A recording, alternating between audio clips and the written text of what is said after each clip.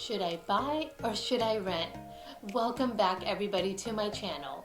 So in today's video, I'm going to talk about if you should buy or if you should rent. And hey, while you're here today, don't forget to smash that like button, and also don't forget to hit that subscribe button so you will be in the loop for the current market here in the Dallas-Fort Worth area. When you rent, 100% of your payment every month goes to your landlord's equity and not yours.